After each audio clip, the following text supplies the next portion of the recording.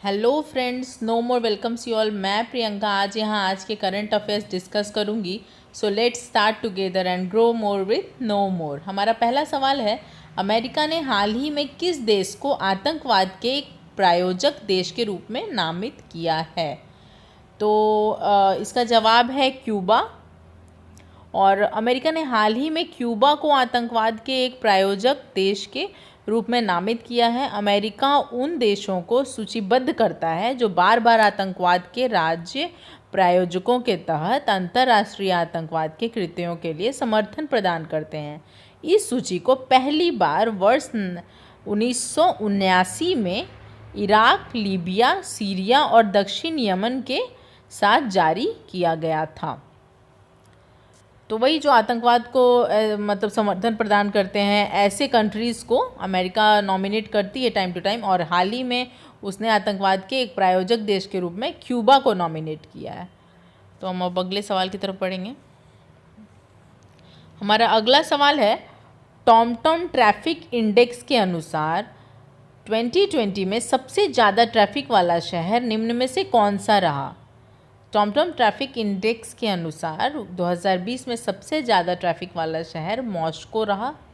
और TomTom traffic index के मुताबिक इसके बाद दूसरे स्थान पर भारत की आर्थिक राजधानी मुंबई रही। मॉस्को के बाद मुंबई, तो M for Moscow, M for Mumbai, ऐसे याद कर लीजिए। और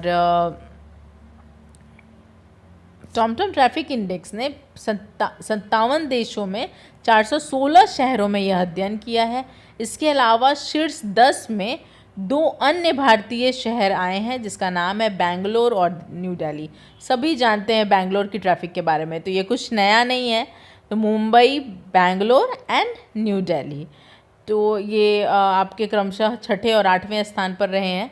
इतना ही नहीं, इस लिस्ट में पुणे 16वें स्थान पर है। मतलब कि इंडिया में आप देख लीजिए तो ऐसा देखने को आपको मिल रहा होगा कि 4 ऐसे जगह हैं जहाँ पे ट्रैफिक की समस्या काफ़ी ज़्यादा है।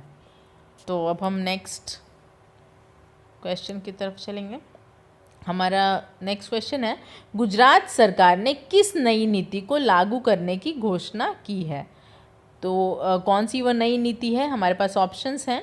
इसमें से इसका सही जवाब है नई पर्यटन नीति। टूरिज़्म को ये प्रमोट करने के लिए नई पर्यटन नीति लेकर आया है। और इसमें गुजरात सरकार ने राज्य की नई पर्यटन नीति 2021 की घोषणा की है। गुजरात के मुख्यमंत्री विजय रूपाणी ने वैश्विक विकास के रोल मॉडल बने गुजरात को पर्यटन के लिए वैश्विक पसंद के तौर पर विश्व पर्यटन मानचित्र में स्थापित करने के उद्देश्य के साथ राज्य की नई पर्यटन नीति घोषित की। यह नीति 31 मार्च 2025 तक लागू रहेगी। यह नीति पर्यटन के क्षेत्र में ईज ऑफ डूइंग बिजनेस यानी कि कारोबारी सुगमता को भी बढ़ावा देगी। अब हमारा अगला सवाल है, भारत सरकार ने किस देश में मनीष चौहान को नया राजदूत नियुक्त किया है? मनीष चौहान को किस देश का नया राजदूत नियुक्त किया है? तो इसका जवाब है पुर्तगाल। और विदेश मंत्रालय के अनुसार भारतीय विदेश सेवा IFS के 1994 बैच के अधिकारी मनीष चौहान इससे पहले मंत्रालय में संयुक्त के पद पर कार्यरत थे। अब हमारा अगला सवाल है, फिच रेटिंग्स ने अगले वित्त वर्ष 2021 से 22 में देश की आर्थिक वृद्धि दर में कितने प्रतिशत विस्तार का अनुमान जताया है? फिच रेटिंग के अनुसार वर्ष 2021 से 22 में आर्थिक वृद्धि की दर 11% का अनुमान जताया गया है। अब हमारा अगला सवाल है, निम्न में से किस देश ने चीन के जिनजियांग प्रांत में उत्पादित कपास और टमाटर के आयात पर प्रतिबंध लगा दिया है? तो अमेरिका, इसका जवाब है अमेरिका। अमेरिका ने चीन के जिनजियांग प्रांत में उत्पादित कपास और टमाटर के आयात पर प्रतिबंध लगा दिया है। और इसके बारे में थोड़ा सा और जान लेंगे। अमेरिकी सीमा शुल्क विभाग ने कहा कि यह आदेश जिनजियांग के कपास से बने कच्चे रेशों, परिधानों और वस्त्रों पर लागू होता है। साथ ही क्षेत्र से डिब्बाबंद टमाटर, सॉस, बीज और अन्य टमाटर उत्पाद के आयात को प्रतिबंधित किया गया है। अमेरिका द्वारा आयात पर रोक लगाए जाने के बाद चीन को करोड़ों रुपए का नुकसान हुआ है। अब हमारा अगला सवाल है, आरबीआई ने हाल ही में डिपॉजिट रेट के मानदंडों का उल्लंघन करने पर दिग्गज डॉश बैंक एजी पर कितने करोड़ रुपए का जुर्माना लगाया?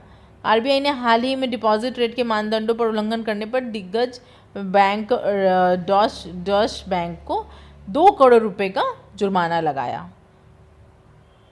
अब हमारा अगला सवाल है, किस भारतीय सशस्त्र बल ने $20 मिलियन में स्विच ड्रोन की खरीद के लिए एक निजी कंपनी के साथ अनुबंध किया है? किस भारतीय सशस्त्र बल ने $20 मिलियन में स्विच ड्रोन की खरीद?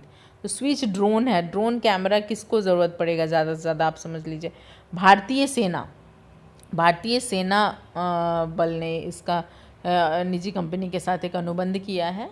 इससे हम ये ध्यान रख लेंगे। और दूसरा चीज़ इसमें ये है, थोड़ा सा और जानने जैसा है कि भारतीय सेना ने स्विच मानव रहित हवाई वाहनों यूएवी की अनमैन्ड व्हीकल होता है वो, और की खरीद के लिए आइडिया फॉर्ज के साथ एक अनुबंध पर हस्ताक्षर किए हैं। ये भी पूछा जा सकता है कि किसके साथ अनुबंध किया गया है, तो उसमें हम ध्यान रख लेंगे कि भारतीय सेना ने आइडिया फॉर्ज के साथ ये हस्ताक्षर किए हैं।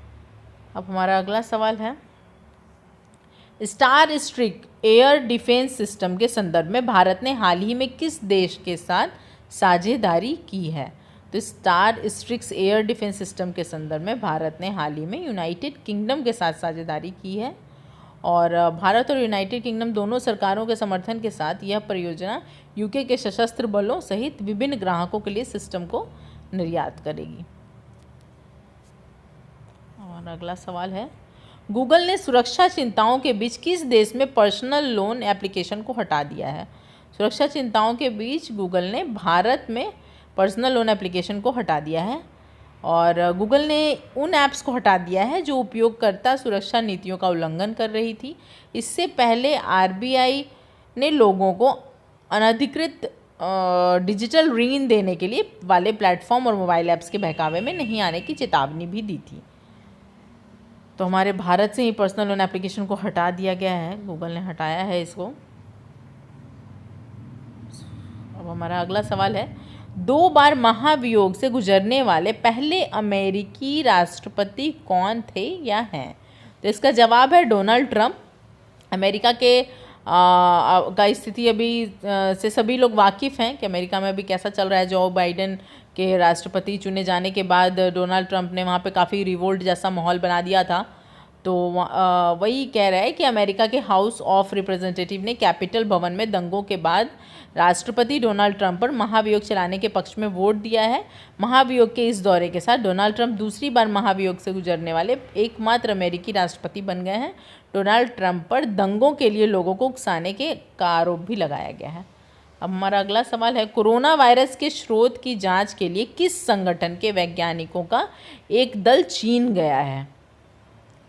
तो ये कोरोना वायरस किससे रिलेटेड है, ऐसे ध्यान रख लीजिए। तो वर्ल्ड हेल्थ ऑर्गेनाइजेशन से रिलेटेड, मतलब हेल्थ से रिलेटेड है ना ये, तो वर्ल्ड हेल्थ ऑर्गेनाइजेशन संगठन के ही वैज्ञानिक गए होंगे। तो इसका जवाब है WHO। और कोरोना वायरस महामारी की उत्पत्ति की जांच करने के लिए विश्व स्वास्थ्य संगठन के वैज्ञानिकों का एक दल चीन के वुहान प्रांत में पहुंचा है।